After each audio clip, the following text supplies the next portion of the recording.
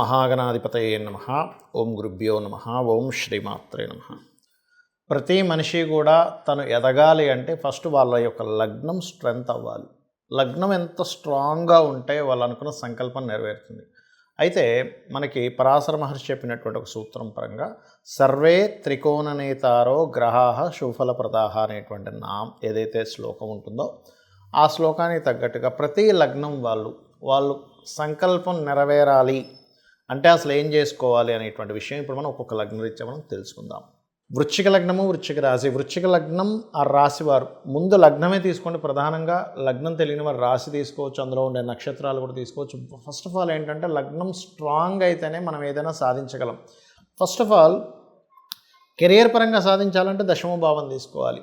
లాభపరంగా అంటే వ్యాపారాల్లో సాధించాలంటే లాభస్థానాన్ని తీసుకోవాలి. కానీ మనిషి ఫస్ట్ ఏది సాధించాలన్నా లగ్నం స్ట్రాంగ్ ఉండాలి. కాబట్టి మీకు ఉండేటువంటి స్ట్రెంగ్త్ ఏమిటి అంటే కాంపిటీషన్, సెల్ఫ్ కాంపిటీషన్ ఎక్కువగా ఉంటుంది. ఎవరో నీకు ప్రత్యర్థిని కాబట్టి నువ్వు కాంపిటేటివ్గా ఉండు అని చెప్పాల్సిన అవసరం లేదు. చిన్నప్పటి నుంచి ఈ లక్షణాలు బలంగా ఉంటాయి. మరి ఆ సెల్ఫ్ కాంపిటీషన్ ఉండేటువంటి లక్షణమే మీ స్ట్రెంగ్త్ గుర్తుపెట్టుకోండి. అదీ కాకుండా కుజుడు వృశ్చిక రాశికి అధిపతి.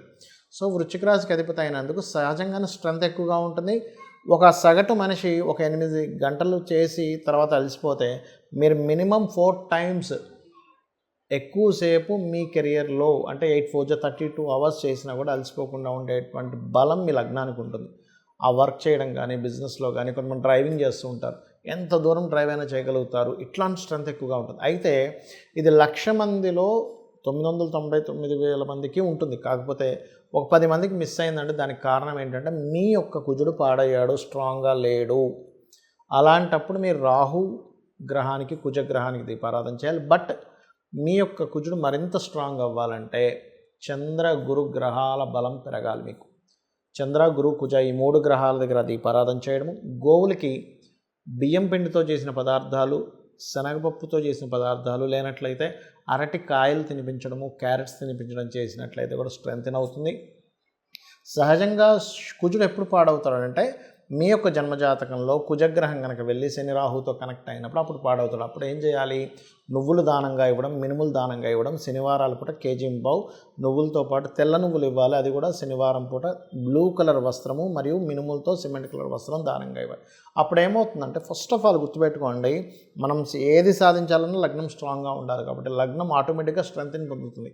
మీకు ఉండేటువంటి నెగటివ్ థాట్స్ కానివ్వండి, నెగిటివ్గా ఉండేటువంటి కొంతమంది చూడండి దిష్టి తగులుతుందండి, నేనేం చేయాలన్న ఏదో ఆటంకం కలుగుతుంది బికాజ్ ఆఫ్ 1/6 లగ్న. కాబట్టి ఆ సిచ్యువేషన్స్ ఏవైతే ఉన్నాయో అవి ఖచ్చితంగా తొలగిపోవడం జరుగుతుంది. మరియు దీంతోపాటు ఇక్కడ ఒకటి గుర్తుపెట్టుకోవాల్సిన అవసరం ఏంటంటే మీ యొక్క జన్మజాతకంలో కుజుడు కనుక స్ట్రాంగ్గా ఉన్నాడు, లగ్నంలోనే ఉన్నాడు అనుకోండి, అప్పుడు మీరు ల్యాండ్స్ వల్ల బాగా సక్సెస్ పొందుతారు. అదే లగ్నంలోనే ఉన్నాడు కుజుడు, గవర్నమెంట్ జాబ్స్ పరంగా మీరు బాగా సక్సెస్ పొందుతారు అనే విషయాన్ని తెలుసుకోండి. నిత్యము మీరు దత్తాత్రేయుడిది, ముఖ్యంగా జయ గురుదత్త, శ్రీ గురుదత్త, శ్రీమాత్రే నమః చేసుకోండి. అన్ని విధాలు బాగుంటుంది. అందరికీ లగ్నం తెలియాలని రూల్ లేదు, వాళ్ళ నక్షత్రం తెలియాలని రూల్ లేదు, వాళ్ళ రాశి తెలియాలని రూల్ లేదు. కానీ తెలియనప్పుడు ఏం చేయాలో కూడా చెప్తాను. అదేవిధంగా అసలు ఎగ్జంప్షన్స్ ఏమిటి, ఎక్సెంప్షన్స్ ఏం చూసుకోవాలి, ఎట్లాంటివి అనేటువంటివి చెప్తా. ఇప్పుడు మనం పాయింట్ నెంబర్ 1 ఇక్కడ మనం ఒక లగ్నానికి అని చెప్పి తీసుకున్నాం. ఒక్కొక్కసారి ఏమవుతుందంటే ఆ లగ్నాధిపతి రూల్ చేయకుండా ఇంకొకరికి అందిస్తారు. అది ఎలా జరుగుతుంది అంటే ఆత్మ సంబంధినో ఏచ ఏ నిజస ధార్మిణ తశాంతర్దశాశ్వేవ దిశ ఫలం అంటే మహాదశ ఫలితాలు ఎలా ఇస్తాయి అనేటువంటి దాని మీద ఒక శ్లోకం చెప్పడం జరిగింది పరాశర మహర్షి. అంటే అదేంటి, ఆత్మ సంబంధం బట్టి అంటే అదే ప్లానెట్ ఇవ్వకుండా అది ఏ గ్రహంతో సంబంధం పెట్టుకుందో దాన్ని PAC అంటారు, అంటే ప్లేస్మెంట్, ఆస్పెక్ట్ అండ్ కంజంక్షన్. తద్వారా ఆ యొక్క ఫలితాలు ఇస్తుంది. అలాగే ప్రతి గ్రహం కూడా తన ఫలితం తను ఇవ్వకుండా వేరే గ్రహాన్ని అందిస్తుంది. అప్పుడు పర్సనల్ చార్ట్లో వేరే గ్రహం ఏ గ్రహానికి వెళ్ళిందో పర్సనల్ చార్ట్ చూసుకొని దాన్ని బట్టి చేసుకోవాలి. అది ఇన్డెప్త్గా వెళ్ళేటువంటి విషయం. బట్ నేను స్టార్టింగ్లో ఏదో చెప్పానో అది ఖచ్చితంగా అది కూడా పనిచేస్తుంది, పనిచేయదని కాదు. ఇక రెండో విషయం ఏంటంటే ఏమంటే నాకు నక్షత్రము, గ్రహము అంటే లగ్నము, రాశి ఏమీ తెలియదు. అప్పుడు నేనేం చేయాలి అంటే ఒకటే చెప్తాను మీకు. నిత్యము సూర్య నమస్కారం చేయండి. మీ లగ్నం 100% స్ట్రాంగ్ అవుతుంది. అంటే లగ్నం కనుక స్ట్రాంగ్ అయింది అంటే మీరు ఏదైనా సాధించగలుగుతారు. అంటే మనం ఫస్ట్ స్ట్రెంగ్త్ఫుల్గా ఉండాలిగా. మానసికంగా శారీరకంగా మనం స్ట్రాంగ్గా ఉంటే ఏదైనా సరే సాధించగలం. అతను విల్ పవర్తో అతను సాధించాడు, అతని యొక్క ఐడియాలజీతో సాధించాడు, అతను ఓపికతో సాధించాడని చెప్తూ ఉంటాం. అలా ఒక్కొక్క లగ్నానికి ఒక స్పెసిఫిక్గా ఉంటుంది. అవన్నీ ఇచ్చేది సూర్యభగవానుడు. ఎందుకు అంటే సూర్య నమస్కారాలు చేసుకుంటే ఇవన్నీ ఎందుకు వస్తాయంటే సూర్యుడి లోపలే అందరూ ఉన్నారు. బ్రహ్మ, విష్ణు, రుద్రులు, అమ్మవారు. చూడండి మనకి లలితసహస్రనామాల్లో భానుమండల మధ్యస్థ భైరవి భగమాలిని అని చెప్పడం జరిగింది. వాయుపురాణంలో మీరు కనుక శివలింగం లేదు మీ దగ్గర, శివునికి పూజ చేయాలనుకుంటున్నారు, సూర్యుడి మీద ఇలా వదలండి, నీళ్ళు వదలండి, అదే శివునికి చేసేటువంటి అభిషేకం అని చెప్పడం జరిగింది. అంటే ఏమిటి? శివుడు, అమ్మవారు, విష్ణువు, సకల దేవతలు, అప్సరసలు, అదేవిధంగా యక్షులు, గంధర్వులు, పితృదేవతలు, నాగులు, వీళ్ళందరూ అందులోనే ఉంటారు. కాబట్టి ఫస్ట్ చేయండి. రెండవది, ఈ యొక్క కలియుగంలో ముఖ్యంగా శాస్త్రాల్లో చెప్పినటువంటిది గణపతి యొక్క ఆరాధన, చండీ పారాయణము. చండీ మీరు వేలు ఖర్చు పెట్టి నా దగ్గర డబ్బులు లేవండి హోమమే చేయాలంటే అని అక్కర్లే. ఈ కలియుగానికి ఉన్న గొప్పతనం ఏంటంటే చండీ వింటూ మీరు చండీని ప్లే చేసుకోండి. చక్కగా మెడిటేషన్లో కూర్చోండి. మీరు హోమం చేస్తున్నట్టుగా ఊహించుకోండి. ఎందుకంటే కలియుగానికి ఉన్న చాలా గొప్ప విషయం ఏంటంటే మీరు ఒక మంచి పనిని ఊహించుకుంటే దాని ఫలితం వచ్చేస్తుంది. డబ్బులున్న అందరూ ఆల్రెడీ నా దగ్గర డబ్బులు ఉన్నాయండి అని మనీ ఉన్న వాళ్ళు నేను చెప్పేది కాదు.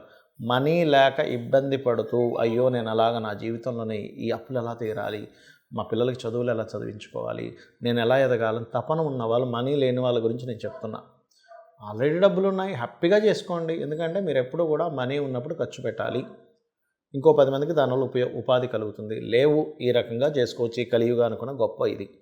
అదేవిధంగా మీరు ఇంకా బాగా స్ట్రెంగ్తెన్ అవ్వాలి, మీ లైఫ్ చాలా స్ట్రాంగ్గా మారాలి. ఎందుకంటే ప్రతి ఒక్కరికి ఉంటుంది, నేను నిరూపించి చూపించాలి, నేనంటే ఏంటో నేను నిరూపించి చూపించాలని ఉంటుంది. అలాంటప్పుడు దత్తాత్రేయుడి యొక్క ఆరాధన, సూర్యభగవానుడి ఆరాధన చేసుకోండి. గోవులకి గోధుమ రవ్వ మరియు అరటికాయలు ఈ రెండింటిని తినిపించండి. మీ లగ్నం ఏదైనా కానివ్వండి గుర్తుపెట్టండి. అలాగే క్యారెట్స్ తినిపించండి. దీంతోపాటు ఉదయం నిద్ర లేచిన వెంటనే సుబ్రహ్మణ్యేశ్వర స్వామిని చూడండి. సుబ్రహ్మణ్యేశ్వర స్వామి ఏంటంటే కేవలం చూసిన మాత్రం చేత అతను అనుగ్రహిస్తాడు. ఇది గుర్తుపెట్టుకోండి. అలాగే మరొక విషయం ఏంటంటే ఇక్కడ మీకు ఇందులో చాలామందికి చాలా సందేహాలు వస్తుంటాయి. ఏమండి మరి నాకు ఇప్పుడు ఏలినాటి శని నడుస్తుంది, అర్ధాష్టమి శని నడుస్తుంది, అష్టమి శని నడుస్తుంది, ఇప్పుడు కూడా ఇది అప్లై అవుతుందా? ఖచ్చితంగా అవుతుంది. అయితే ఎప్పుడైనా గుర్తుపెట్టుకోండి, ఏలినాటి శని, అర్ధాష్టమి శని, అష్టమి శని నడిచేటప్పుడు చాలా సింపుల్ టెక్నిక్. రెగ్యులర్గా ఆంజనేయ స్వామి ఆలయం కానీ, సుబ్రహ్మణ్యేశ్వర స్వామి ఆలయం కానీ, గణపతి ఆలయం కానీ, నరసింహస్వామి ఆలయం కానీ, లేదా అమ్మవారి ఆలయం కానీ, లేదా శివుని ఆలయంలోకైనా రెగ్యులర్గా వెళ్తుంటే ఆ దోషమే పనిచేయదు పెద్దగా. అంటే శని అనుగ్రహిస్తాడు అక్కడ. ఎందుకంటే మీరు చూడండి, మనకి వెంకటేశ్వర స్వామి దగ్గర అందరూ సకల దేవతలు వచ్చి వాళ్ళు నమస్కరిస్తుంటారు అంటుంటాం. మరి మనం కూడా వెళ్ళి అక్కడ నమస్కరిస్తున్నాం అనుకోండి, అప్పుడు ఆ దోషం అనేటువంటిది పడకుండా మనకు ఆ కర్మ ఆ యొక్క భక్తి మార్గంలో ఉండడం ద్వారా దగ్ధం అవుతుంది. ఇక మరొక విషయం ఏంటంటే ఇక్కడ నెగటివ్ అస్సలు ఇంక మైండ్లో పెట్టుకోకండి. అందరూ చేసే పెద్ద మిస్టేక్ ఏంటంటే నాకు ఈ మహాదశ నడుస్తుంది, కలిసి రావట్లేదు అనుకుంటూ ఉంటారు. ఏలినాటి శని నడుస్తుంది అందుకే కలిసి రావట్లేదు, లేకపోతే నాకు పలానా సర్పదోషం ఉంది అందుకే కలిసి రావట్లేదు. ఇది మర్చిపోండి. నా జన్మ జాతకంలో ఈ ప్లానెట్ స్ట్రాంగ్గా ఉంది, నా దగ్గర ఈ స్కిల్ ఉంది, నా దగ్గర ఇంత ఓపిక ఉంది, ఇంత టాలెంట్ ఉంది, ఇంత క్రియేటివిటీ ఉంది, దాన్ని బాగా తలుచుకోండి.